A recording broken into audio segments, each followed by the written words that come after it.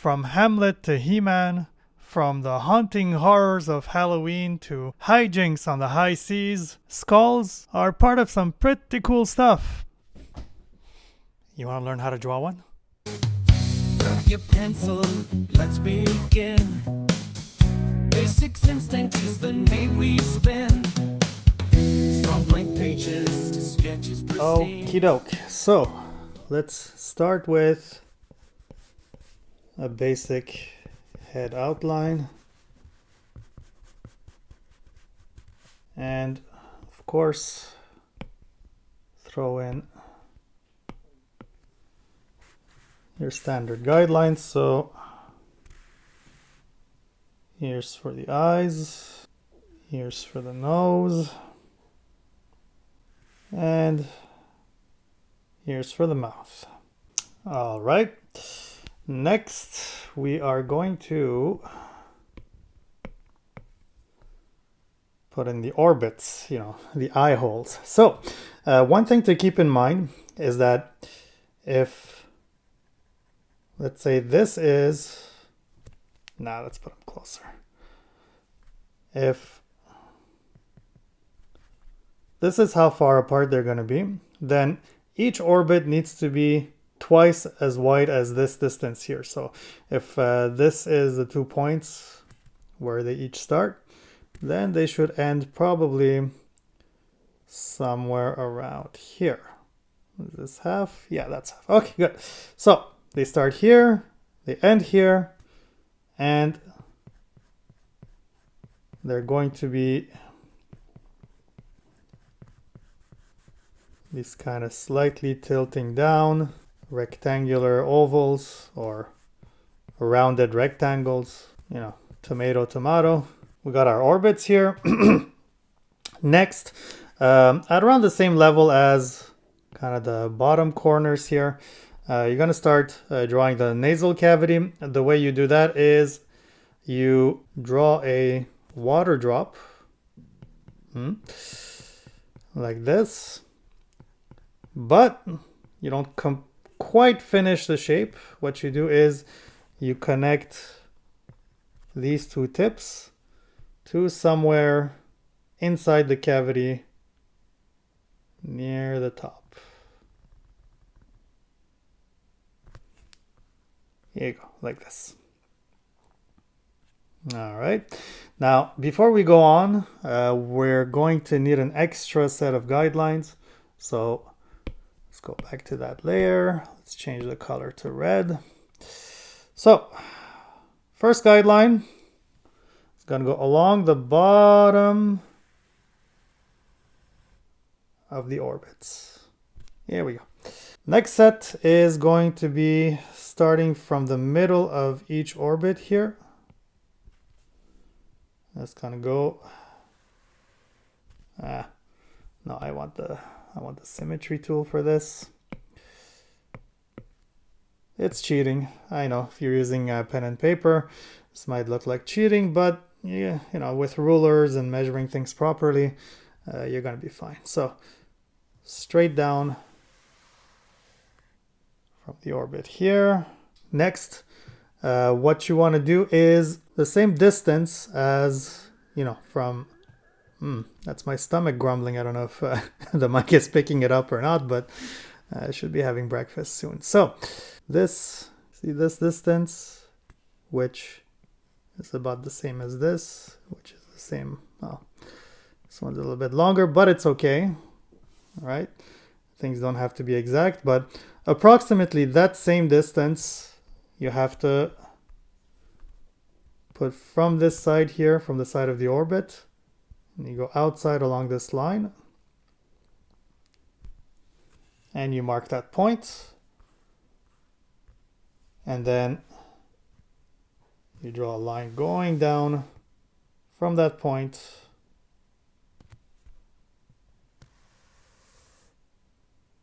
and it can go all the way, go up as well. All right, and then finally the last pair of guidelines is they're going to start sort of on the inside of inside of the orbits, or I guess the side of the orbits that's on the inside, I don't know how to say it exactly, but you can see it here. So it starts there and it goes down like that. We are going to dim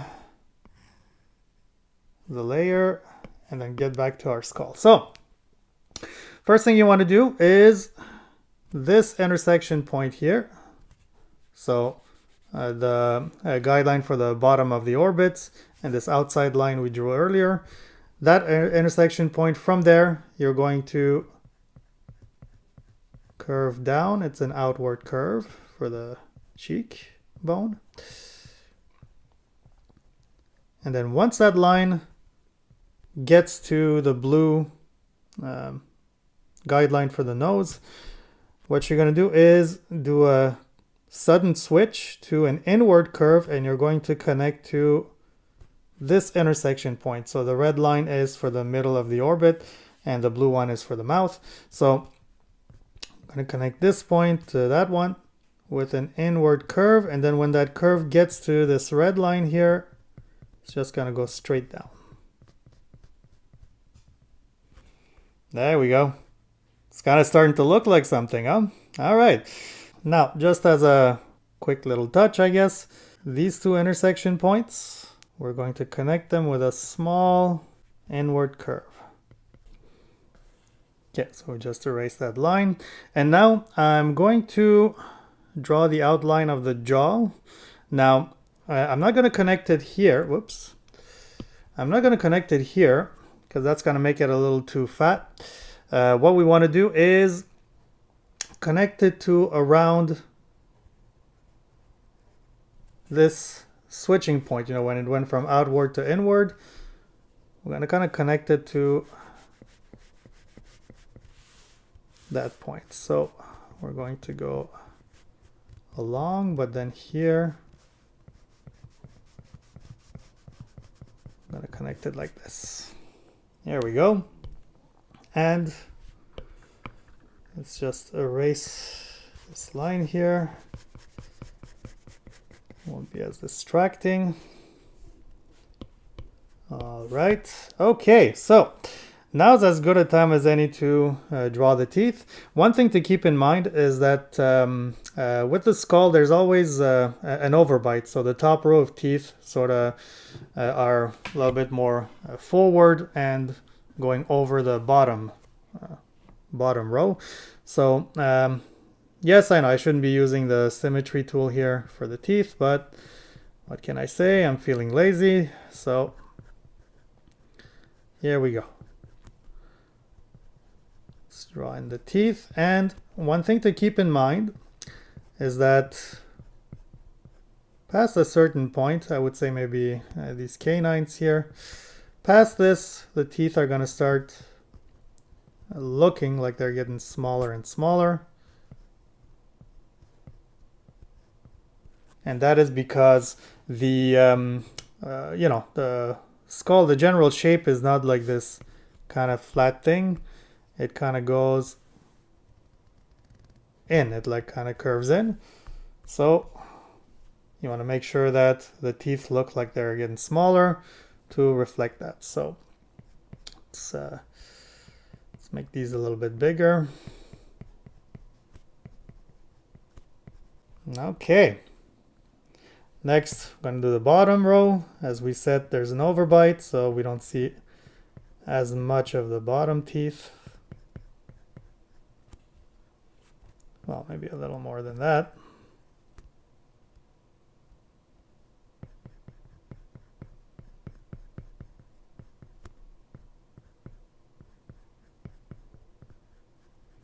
Is this good? Yeah, it's good. Should make sure to kind of zoom out.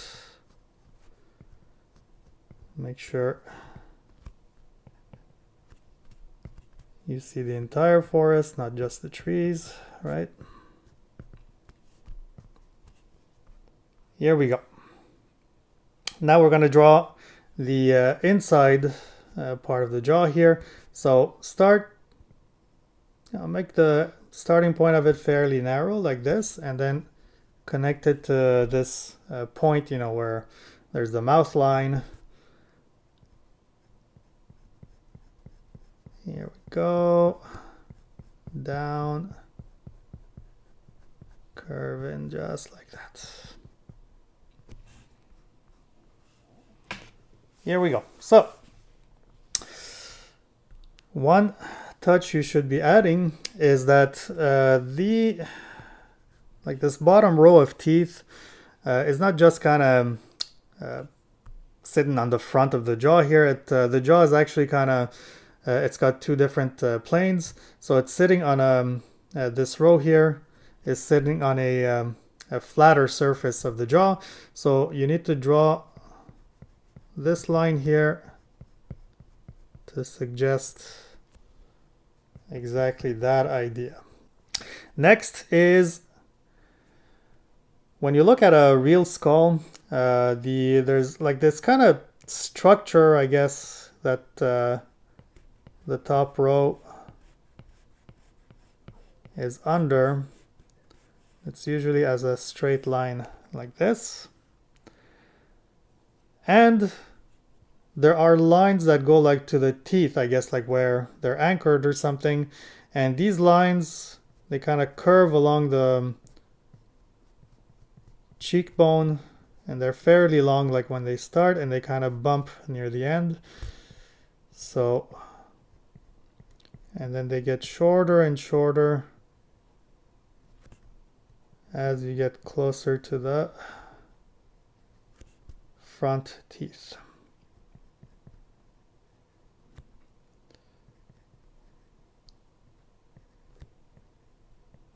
There you go. Like that. That's looking good. All right, so we're going to move on to the top half of the skull. All right, so starting at these points here, what we're going to do is we're going to curve in just like this, and then once it gets close to the orbit, you kind of make it go parallel to the orbit here for a while, and then when you get to around this point on the top side of the orbit, you make your line go up and outward like this. Here we go. So now that that's done, you want to make sure that your cranium isn't too narrow. The way you do this is at this intersection point here from like the outline of the head and this kind of bone line that we just drew. You're going to connect these points to the top point here, but you're going to make sure that as your line sort of curves out and up, it in part kind of goes along this guideline. Okay, so let's do this. It's gonna go from here, it's gonna curve out, it's gonna go along this line for a bit, and it's gonna connect to the top. Here we go. Let's erase these lines. All right, so one last finishing touch, I guess, that would be good is it's concerning this area here. So what I like to do is I kind of like to wrap sort of this bone here around the side here. Okay, so this is what we're gonna do. I'm gonna go like this. Here we go, and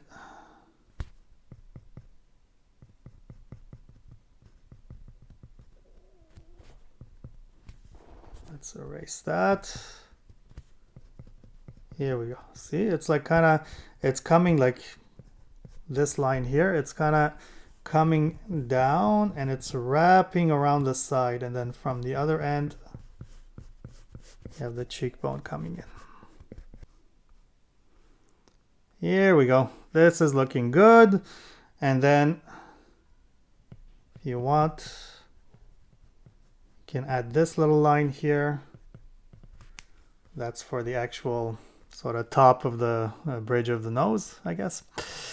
And that is it. Let's get rid of the guidelines. So here's it's a basic skull, right? Like it's doesn't have too much personality. It's kind of a quick study in anatomy, I guess. So this is something that you guys should know because it's just important to know where things are supposed to go. Even if you're going for a really stylized kind of thing, you need to know what the rules are before you can, play with them and break them. So I'll give you an example. Let's say Marvel Comics calls me tomorrow and say, "Hey, you're the new artist on Ghost Rider. You're the new penciler."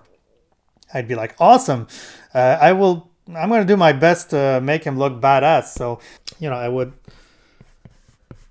So my rendition of it would be something like this. I would make the eyes like a lot more menacing.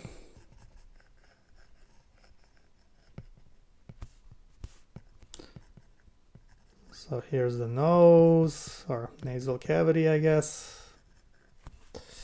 I would make the cheekbones like really pointy, like a lot more aggressive. All right. And then I'd accentuate the orbital bone here for sure. Here we go. Just as before, goes up and out. I'd make the teeth, nice and big and kind of angular.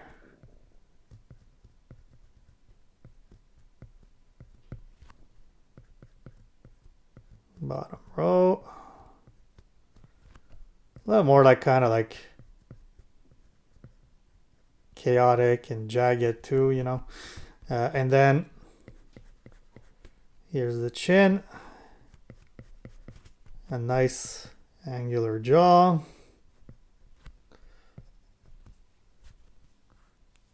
And then I'd even make this sort of skull angular too, So we go like this.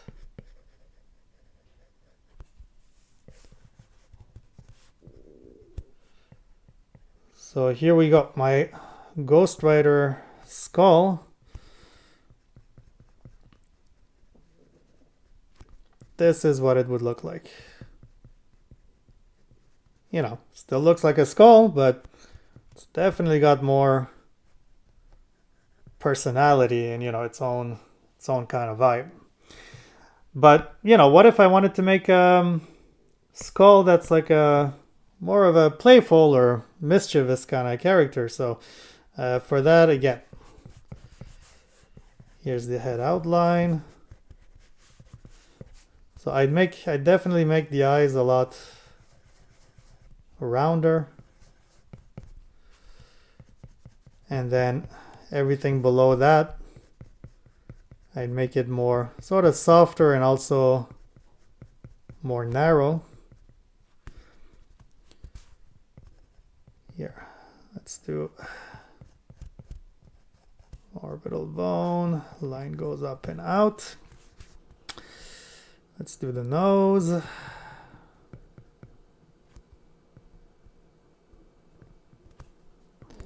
Here we go.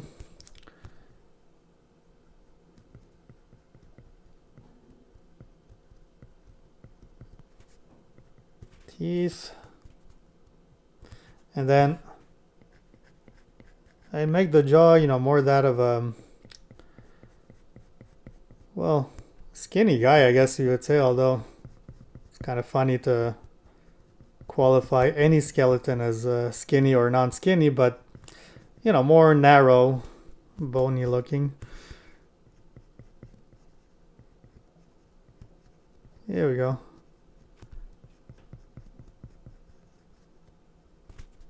Then there's the jaw. Here's that other line.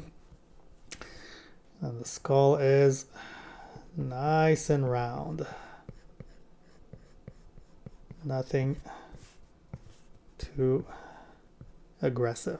Here we go. So this would be that that character. For those of you who read the Dresden Files, you know, those novels, there's a character in there, Bob the Skull. He's kind of like a sidekick sometimes. So this is how I imagine him looking like, more or less. And then if somebody said, hey, can you show somebody who's never drawn, like a kid or something, who's never drawn a skull or is not too familiar with the anatomy, give them like the simplified version. Well, this is how I would go about it. So I'd say, look, draw the outline of a mushroom like this. Draw 2 circles for the eyes. And draw an upside down, kind of a V, upside down V like this for the nasal cavity here. And then let's put, like, I guess it's kind of like a Monopoly house, but upside down.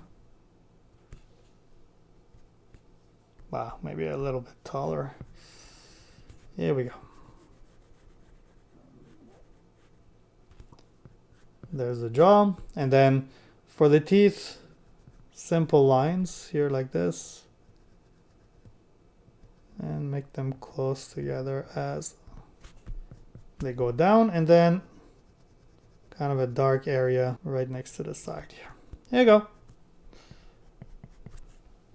Nice simple skull, easy to teach, looks enough like a skull to at least get going. It's useful to know the anatomy, so you can start by learning, you know, where everything is supposed to go, but then you add to it and you change, and like I said, you play around and you break some rules, but you got to know what those rules are so that you don't stray too far, or you don't end up with something that looks wrong. These all look like skulls, but each has its own distinctive vibe. There's a million different elements you can mess around with to create a skull appropriate for what you're going for. So guys, skulls are, as we said, they're pretty cool and badass looking, but beyond all of that, it's just really important to know, you know, how to sort of place everything on it, how to draw a skull, what the anatomy of it is all about, and where to place everything, because that's basically what's the foundation of your face. You know, like it'll inform where things need to be placed. And we just went through a quick little overview of how you can work your skull and change different proportions and sizes and shapes and all that to kind of give your skull its own personality and vibe. But when it comes to all the fleshy, squishy bits, you know, that go on top, i.e. Your face, there's a whole other realm of possibilities that opens up. So if you're not sure where to start, if you want to design, you know, a character's face, this video here should be a good starting point for you guys. So check it out. And always remember, keep drawing.